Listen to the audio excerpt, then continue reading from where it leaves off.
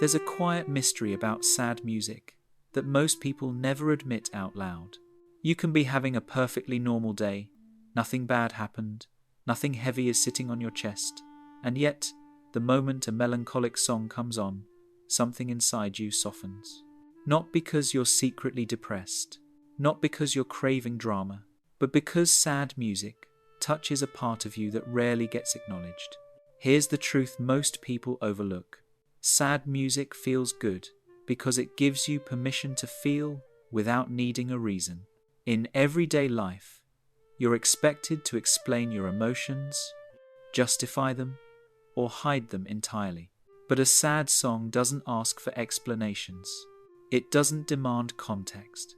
It simply meets you where you are, even if you don't fully understand where that is. And there's something strangely comforting about that. It's like hearing someone whisper a feeling you've carried for years, but never had the words for. A line in a song suddenly describes you better than you could describe yourself. A melody mirrors the exact shade of something you've been holding quietly in the background of your life. Sad music doesn't create sadness. It reveals the sadness you've learned to live with, and sometimes, even on the good days, that hidden sadness wants a moment to breathe, not to break you, but to remind you that you're still human, still tender, still capable of depth. That's why sad music feels good, even when your life seems perfectly fine. It speaks to the parts of you that are still healing, still remembering, still alive.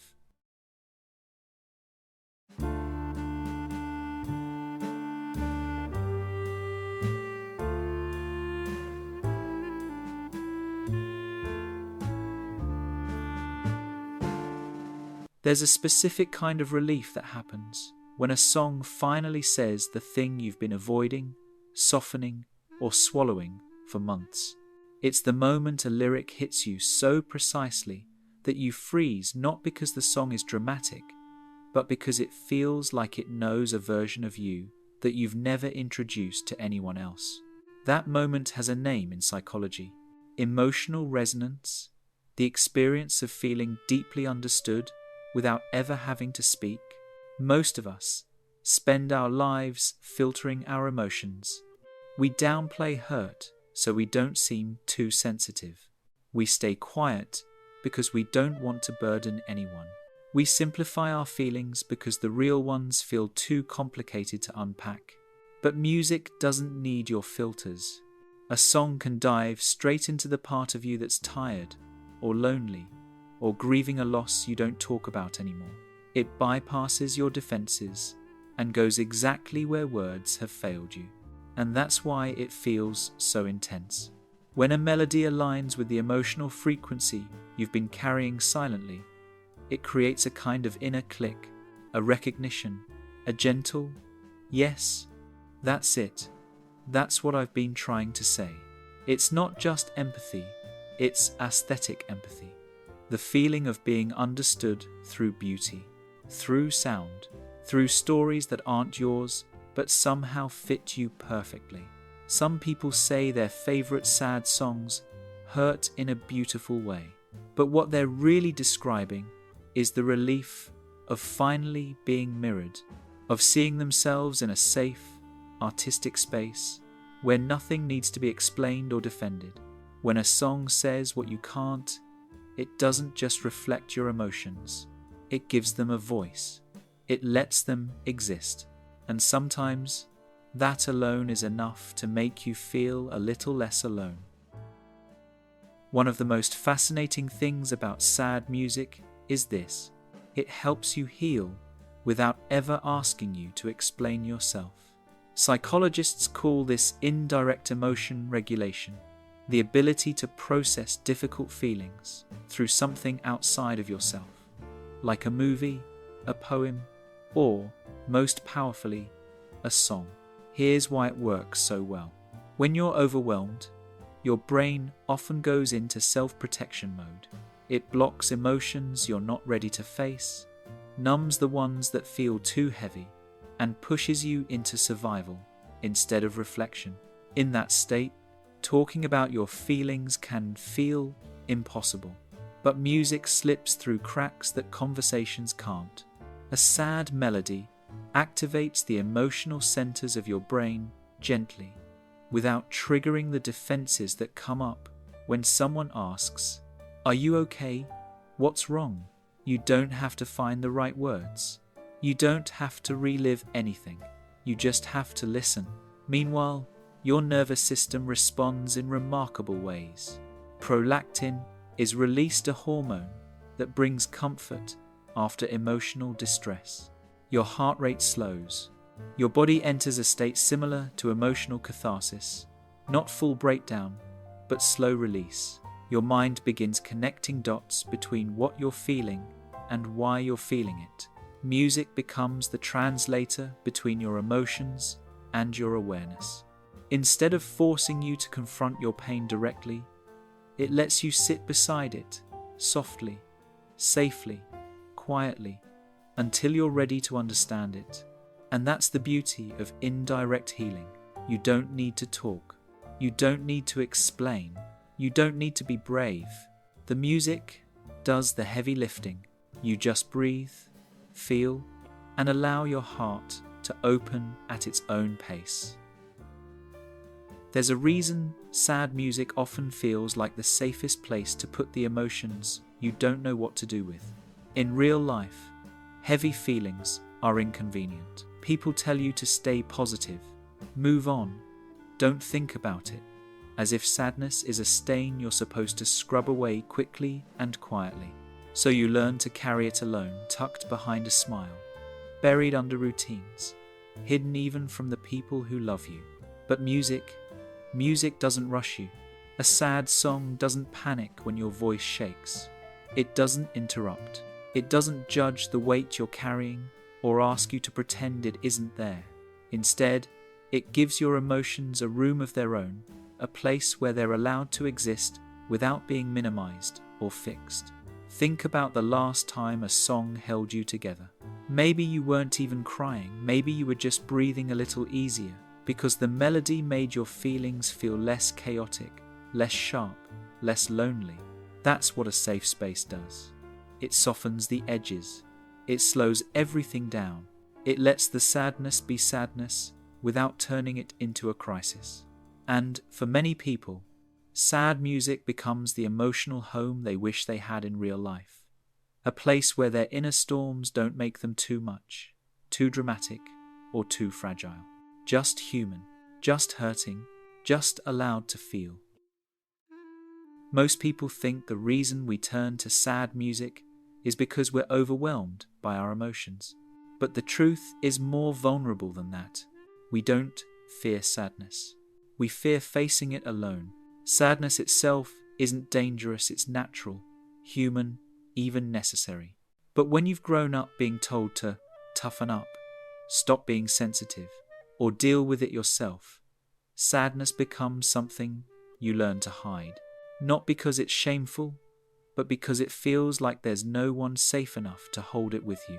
That's where sad music steps in. A song can sit beside you in ways most people can't. It doesn't get uncomfortable.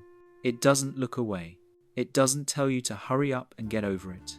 It stays, and in that staying, something shifts.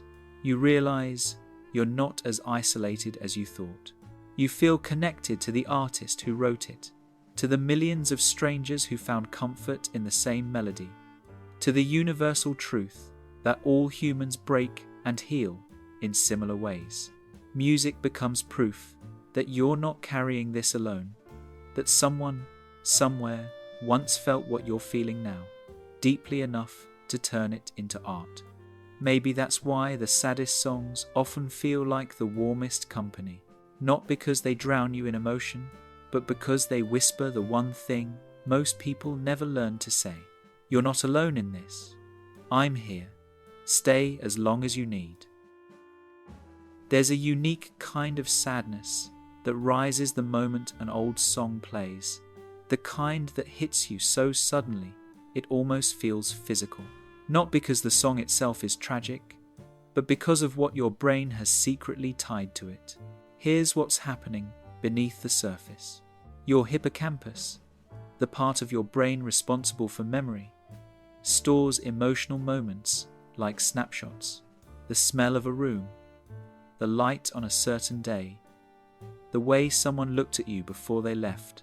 And music, unlike almost anything else, can unlock those snapshots instantly. A song becomes a time machine. You hear 5 seconds of a melody, and suddenly you're back in a car with someone you loved, or alone in a room you haven't seen in years, or standing in the middle of a moment you didn't realize would stay with you forever. This is called emotional memory retrieval, and it's why music can draw tears before you even understand what you're feeling. Sad songs amplify this effect because melancholy slows the mind. It quiets your defenses. It creates space for memories you've avoided, forgotten, or moved past only on the surface. And sometimes, it's not even the memory that hurts. It's the version of you that lived it. The younger you who hoped harder, loved deeper, or needed more than you realized at the time. When people say a song breaks them, what they really mean is that it reconnects them to the parts of themselves they've outgrown, abandoned, or missed. Sad music doesn't just make you cry, it makes you remember. Not everyone connects to sad music the same way. Some people hear a melancholic melody and feel nothing. Others hear the first 3 notes and feel their whole inner world shift. And that difference often comes down to personality patterns, the quiet traits that shape how you experience emotion, connection, and meaning. Highly sensitive people, HSPs. If you feel things intensely, notice subtleties others miss, or get overwhelmed by emotional noise, sad music can feel like home. HSPs process emotions more deeply than the average nervous system. So when a song mirrors their inner life, it's not just music, it's validation. It reassures them that depth isn't a flaw, it's a language. Introverts. Introverts aren't drained by people, they're drained by emotional performance. Small talk, forced cheerfulness, pretending everything is fine when it isn't. Sad music gives introverts a rare experience, a form of connection that requires nothing from them. No talking, no explaining, no managing anyone else's feelings. Just presence. Overthinkers. For people whose minds are always running, sad music acts like a filter. It slows their mental noise. It organizes the chaos. It puts words, structure, and rhythm to thoughts that usually feel tangled and overwhelming. A song becomes the emotional map they didn't know they needed. People with deep inner worlds. Some individuals simply live inwardly. They reflect more, feel more, analyze more, dream more. Sad music resonates because it speaks the same language. Layered, emotional, honest, unfiltered. Sad music isn't for the fragile. It's for the emotionally attuned, the introspective, the ones who live with depth instead of distraction. They don't love sad music because they're broken. They love it because it makes their inner world feel seen, structured, and understood. Sad music can be healing, but it can also become a shield we hide behind without realizing it. On the healthy side, sad songs let you release emotions you've been holding too tightly. They help you name feelings you've avoided, soften the weight you carry, and slow down long enough to actually feel instead of numb.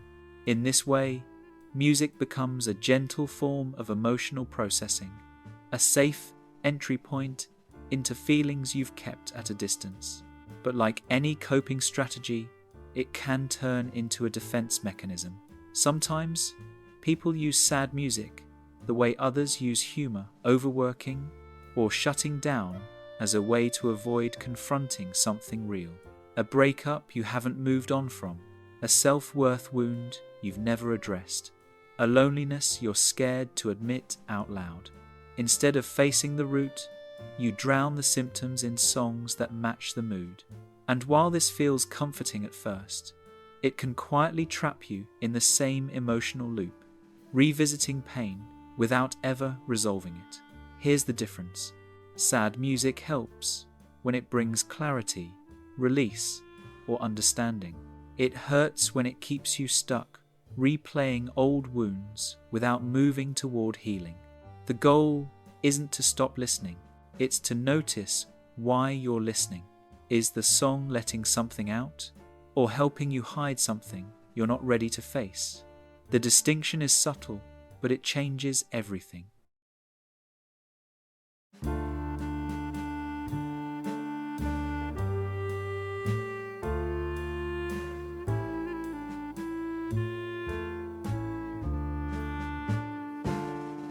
There's a quiet truth about human beings that most of us feel long before we ever understand it. We don't just endure pain, we shape it, translate it, turn it into something that outlives the moment that hurt us. From ancient poetry to modern playlists, suffering has always been one of humanity's greatest creative forces. Not because pain is glamorous, but because it's honest. It strips us down. It reveals what we value, what we long for, what we fear losing. Sad music lives in this space. A heartbreak becomes a melody. A moment of loneliness becomes a verse. A memory too heavy to carry becomes a sound someone else can hold with you. And the beauty isn't in the suffering itself. It's in the transformation. In the way humans refuse to let pain stay meaningless. In the way we turn wounds into wisdom, grief into poetry, longing into connection. When a sad song moves you, it isn't because you enjoy hurting. It's because you're witnessing the most human alchemy there is, turning something that once broke you into something that helps you heal. If any part of this felt like someone quietly opening a door inside you, pause here and breathe. Because nothing about your love for sad music makes you weak, dramatic, or too sensitive. It means you feel deeply, and that is one of the rarest strengths a person can have. Most people drift through life numb, disconnected, afraid to look inward. But you have the courage to sit with emotions that others spend their entire lives avoiding. Sad music doesn't make you broken. It reveals that you're human in the most honest way possible. It shows that your heart hasn't hardened, that you still recognize beauty, even when it comes wrapped in melancholy, that something in you still hopes, still remembers, still cares. And if a song helps you feel seen, if it gives your feelings a place to rest, that's not weakness, that's wisdom. If this video helped you understand yourself a little more, I'd love for you to stay. Subscribe so you don't miss the next conversation about the quiet parts of the human heart. And in the comments, share the one sad song that makes you feel understood. Somewhere out there, someone might need to hear it tonight.